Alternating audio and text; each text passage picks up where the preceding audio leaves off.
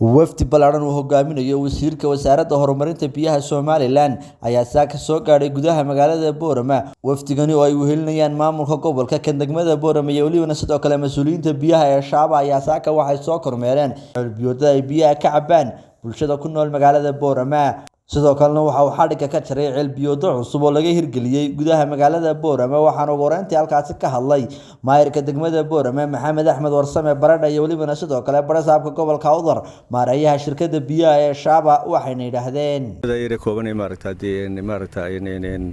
lix bilood u dambeysay kii shanaadna waan joogay anigu maalintii dhaweyd kolkii wasiirku qalinka ku saxaayay uu beebku inoo soo jiraa wax laga yaabaa inuu bisha dambe bilaabmo waxay magaaladii baahideedii biyaha wax badan bay dawladdu wax ka qabatay oo hormood ka yahay madaxweynaha Jamhuuriyadda Soomaaliland Mudane Muuse Biixi Cabdi waad baan ugu mahadnaqaynaa waxa kaloo aad ugu mahadnaqaynaa wasiirka wasaaradda isku maarata barsaabka gobolka iyo meeyarka oo mar alla markaan wax u baahno iyaguna noo dhagan nugul oo maarata wax kasto maarata soo bandhigno maaragta moodoobayna naga hor marka dadka waxaan u sheegaynaa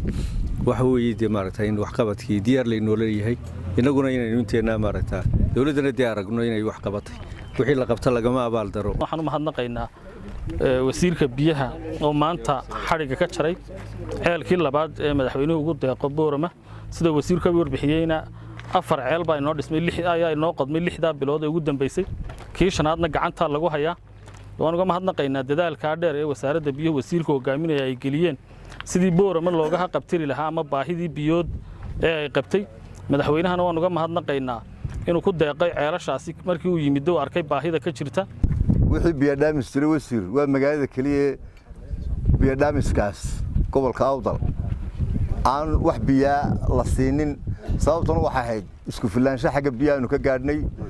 اللهم إلا مرك الله كنتم بيضوا حاجة قلبتكم مركب براجي كير دمادين وهو حلاها اللي قماضية بورمي مركب مشاريع اللي يجيه هو مركب ده حسبوا دبان كحجناه تذكر حلا هذا برا وحلاسي وده سلك الله مصي وده حسبوا ده كحجتي لرجع لفتو تاكو حجتك كلا بحضون بانون هاي الحوينها الكيس اللي بعده ما تفريننا تبي لأنت وحنا قصوا فرصة لماذا حال دقيقين للسيبة هاين كل ما ده بيها قلب نوي مادنا وحنا ملينا نصدرها وعيطانه. وقدامين توا عالك على وزيرك وزارة horumarinta biyaha Somaliland علي محمد حسن علي مريحان وحنا تلمامي. أفرتي بلوده ودنبي إلى لحدي بلوده ودنبي وحنا قلنا يا عيال كأفراد بورما لقاضوا وزارة إيه حكومة ذاك قضوا. bisha dambe ama ilaa labada bilood soo socdaan ceelkii shanaad baa laga qodi doonaa hadii la ka dhaw marka muddo 8 bilood ah waa ceelkii shanaad ee Boorama biyo gelinta Boorama ay xukuumaddu ku soo kordhiso waxay la tahay Boorama biyaheeda in xil weyn la iska saaray sida hay'adaha kale ee dawladda xil weyn la iska saaray Boorama waa halka xafiisyada ugu waaweyn ee wasaaradda dhawaan laga dhisay madaxtooyada labaad ee ugu balaaran dalka marka xarunta laga yimaado buurta saaran